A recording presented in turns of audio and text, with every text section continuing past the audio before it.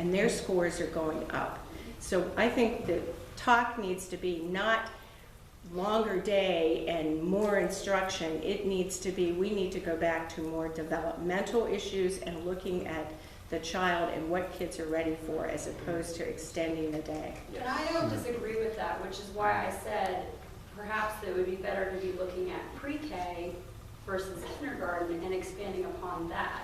Because we could effectively implement a broader pre-K program to get those kids to not be doing, instructional, but be doing developmental. I mean, I get that it's that hard. I mean, my son has a play kitchen and he spends almost all his time doing that. And he brings it for us. And he practices holding a fork. Right. He has sight word cards and he'll sit there and think he's reading. I agree with you on that. I just don't know that full day kindergarten corrects that issue. Not to belabor the point, we obviously have a lot of educators in this room, and so we can probably talk about this all day. But as a retired middle school teacher, we've had half-day kindergarten here, and when I had, we have a very transient student population, and when I had students transferring in from other schools here, I had to worry about how to catch them up. And obviously they're coming from other schools that have all-day kindergarten, but I still have to worry about them catching them up to where we are. So we have to get a very good school system that without it has I think, prospered.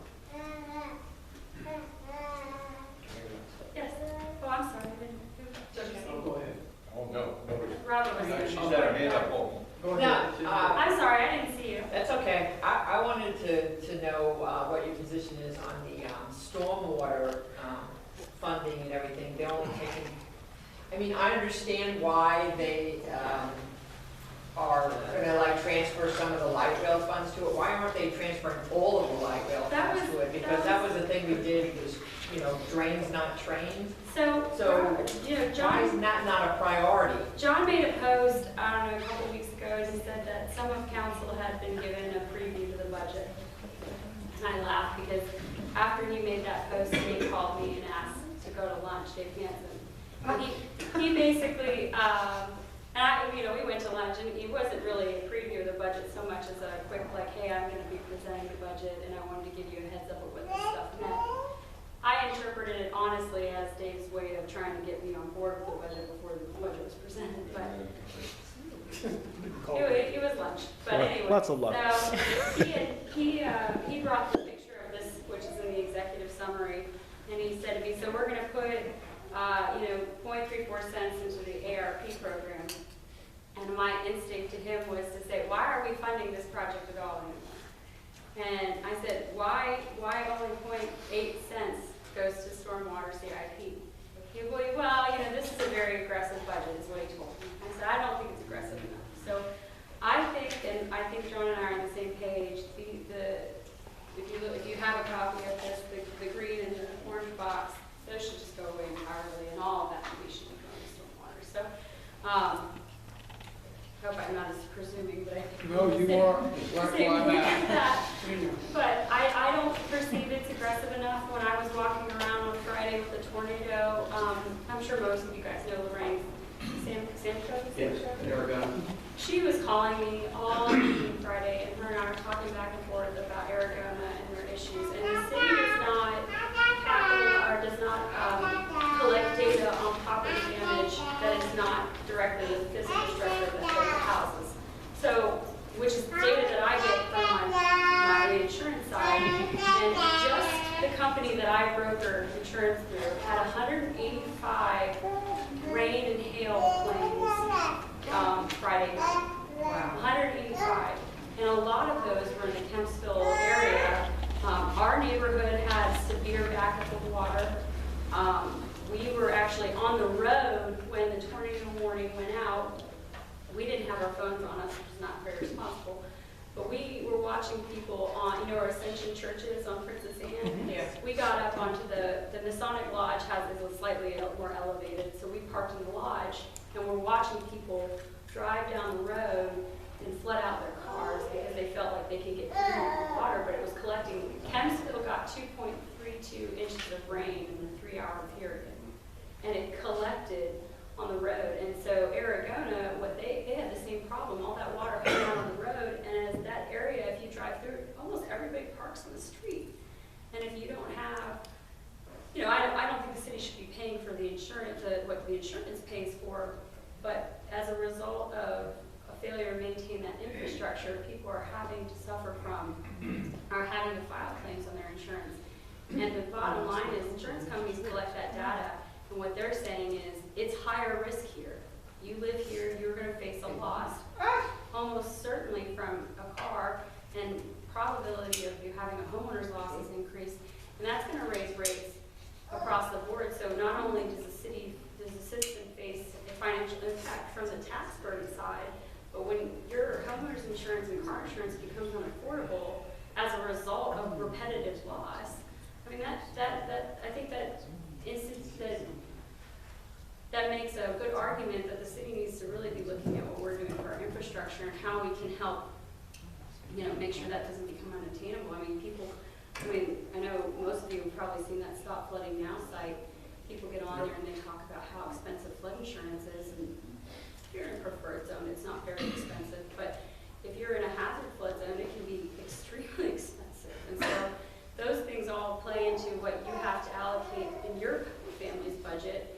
And then on top of that, we have all the fee increases and the tax increases. So I think, you know, we have basically unnecessary spending going on just on this one page that could be simply allocated. I sat there with Dave and I said, I don't even know why we're talking about this. I don't see how you're gonna take people that just have to spend all this money on mitigating all the damage to their homes and everything and say, we're gonna raise your stormwater fees so that we can correct that problem because we didn't take care of it in the first place that you flooded. Well, and there's no disagreement there. It just, to me, I mean, and I'm effectively a novice, but I'll tell you, the only thing Dave gave me was this one page when I sat down at lunch with him. And I mean, a novice, somebody whose budget experience is still constrained within my business, which is nowhere, I mean, my business budget isn't even this big. So, you know, I seriously, I laughed at him. I don't know who it was, and it might have been John, but we're not going to solve the storm drainage problem by fixing the canals. And all that needs to be done. We're going to have to really get it in the pump stations. So when it happens, we got the pumps that can pump it out and put it wherever it's going to be put. And that's big bucks. Yeah. And you know, And I see us spending millions of dollars down here at the ocean front of this place that we're going to have this whatever building, and we got people with all these damn problems, and the money's going in the wrong places. And that I think John's the one that brought. Someone did that at one of these meetings in the last few weeks, and I don't know how much that's being looked into and getting the engineers to do the design and all that stuff into. I'm fairly certain that they're actually adding 2 pumps in the budget. There's enough, well, no, there's pumping stations for the sewage system, which they're offering. Each of those drainage projects, which come to about $430 million, and I'm not even sure about the quality of those cost estimates, so just put that aside for the moment. But that is only to achieve, for those list of projects, a 10-year rain storm performance. So I think it's important for people to realize that even though it's close to $500 million in money, it is only buying a 10-year performance standard in terms of reducing flooding risk. So if you take the storm that we had that they said was this alleged 500-year stuttering, you would have flooding. One of the things that Jessica and I have asked about these things, because in the CIP, and nowhere has the city yet defined what constitutes a 10-year storm. I'm trying to get that information to understand it. So what is it that the neighborhood in Windsor Woods or Aragona is going to see? But they shouldn't think, Bud, that in the event that we had that rainfall, that they wouldn't still have flooding. That's important for people to understand. And almost all these projects involve pumping stations and also the ability to close the outfalls Because you go over here to look behind Wichita Road, behind where the restaurant, food service place is, and those homes, there's a huge burrow pit there. It's dug out to build Independence Boulevard and some other stuff. The outfalls are down here, with a lot of land up here. But you can't take advantage of that unless you're closing the outfalls and then pumping the water in. So almost all of these projects involve pumping stations because there's no other way you can move the water fast enough. And Jessica's point is well taken. The reason why that flood is the intensity of the rain. You still only have so many outfalls to take. It's like the little bit here, but you pour the water on top of a funnel and it flows over the side. Well, in some cases, if you get that intensity of rain, even on a 10-year performance, you would still have flooding. And 40 minutes later, the streets were clear. Why?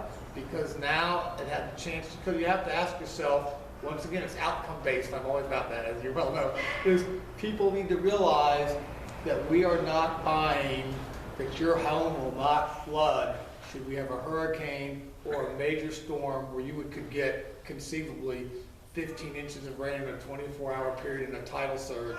We're not buying that flood protection. Well, and the fact is, like John was saying, that I got a lot of criticism for coming out and saying that there was a flood problem on Friday. But the fact is, when we were sitting at the Masonic Lodge, I said to Matt, let's just wait it out. They'll clear the streets will be clear eventually. So we waited an hour, and the streets there was no more water. It didn't change the fact that we watched easily 12 cars go by and get stalled out on the road. So I mean, and people said, well, Aragon didn't flood. I was over there the next morning. There was no standing water. I was like, well, it receded eventually, which is the point, but you can't, it doesn't matter if your car's parked on there. And again, from the insurance side, if your car stands in water that is contaminated from the street, they total your car. Yeah. You don't get to keep your car. You're gone. Car's gone. I mean, that's what happened in Matthew. Matt and I lost our brand new car. I mean, we had insurance. I mean, it wasn't like, when I say lost, we didn't have a financial burden, but there was literally like 2 inches of water in the car. And they were like, gone, doesn't matter if it's still running, we're not gonna take any chances with this anymore. So that's assets that people are losing if they don't have the coverage. And again, I don't think the city should be paying for their asset recovery, but we should be doing our best to make this situation as less likely as possible. And then, again, what John was saying about what people think we're buying is really important, because all coastal cities are facing this problem, every single one of them, and I actually think you made this point at council, we should be partnering with these cities and saying, what can we do as an area? You want to talk about regionalism? Yeah. That's some regionalism I'll get behind. Let's talk about a real solution to how we make this a less of an impact for the people who live here, because every coastal city, every East Coast city specifically, is going to be facing incredibly high flood insurance premiums. The national flood insurance program is going to be raising rates again. The homeowners insurance premiums are going up. I mean, everything's going to increase cost-wise, and you talk about people in aging city, people on a fixed income. I mean, this can be really tough. All three. With this flood, stormwater, how does the allocation, like I say, all we've heard about is Windsor Woods and Windsor, but I mean, I know my neighborhood flooded, and this wasn't at the same time as all this happened, and I lost my car, and it wasn't during the storm, it was a couple of hours after, and it was at night and you couldn't see it. But my question is, what is the allocation going to be around the city for this stormwater cleanup, drainage, I'm not whatever? sure that the list is really prioritized. I think John and I and Shannon even said at that meeting, we were like, what is the logic behind this list? That's great, here's a list, but why are we doing this list in this order? Beachfront Town Center. And I made the comment that, Windsor Woods was the most heavily impacted. Right, I agree. Well, the one, at least the one that was the most publicized. Prince Sam Plaza had it pretty bad, but my neighborhood was terrible. And that's not to say, I mean, we get these emails and say, oh, this was in a council person's neighborhood, it'd be fixed like that. And I laugh because I had an email like that a couple days ago, and it was my neighbor sending me an email. And I was like, well,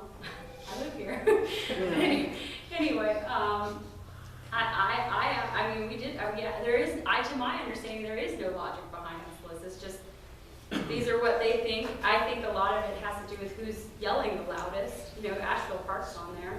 And not that Asheville Park doesn't deserve some attention, but those people live in $500,000 houses. I have a question that seems simplistic, and I know we've addressed it before, about clean out of the storm drains. You know, and I think John has addressed that there is a schedule, there is a cycle. Well, having lived in my neighborhood for 30 years, I can tell you I have never in 30 years have we ever recorded them coming to clean out any of those stormwater drains. Now, there was a flooding situation on Farrell Parkway that dates back to when Robert Dean was on city council. And the city used to come out and put the little high water signs out. So he put a call in and they cleaned out, there were 3 storm drains in a row that were full. And they cleaned them out, and they've never since, in all these years, cleaned them out again, but the water drains. So that's not an answer, but it's a contributor. These storm drains are not cleaned out, and we have leaves, we have grass. Even if people are cleaning their gutters, it's just it's nature and everything that's getting in there. And we don't seem to be, even though they claim we're on a cycle of cleaning that. And the other thing is that, we stopped doing street sweeping, and then heard that we were doing a contract with a private company to come in. We were reinstituting. The only place that was getting street sweeping was the oceanfront, and no other neighborhoods were. Are we doing a contract? I don't know anything about the streets. In 2 budgets back, my memory's not always perfect, but I work at it. We went out and purchased additional street sweepers. And this was the reasons why we did it. Not so much because we were trying to go out and sweep streets just to sweep them, but for all the stuff that we collect, and we do measure and calculate that, we get credit towards our consent decree with the EPA to reduce the amount of suspended solids that are deposited in the waterways. And we're under a consent decree that the state signed, and each community has it to reduce the amount of suspended solids. You probably hear that term quite often in waterways. So when we now are going out in neighborhoods, and I don't know the exact cycle, but you'll notice that when we grind up the streets, to redo the paving, if you'll notice, when we did Independence Boulevard and other places, how quickly right behind that the street sweepers come, because we're not wanting that in case it rains, that residual, we don't get it all that. And also it's somewhat wet in a vacuum, so we're not just stirring up dirt. That's another issue. You don't want to put stuff now into the air.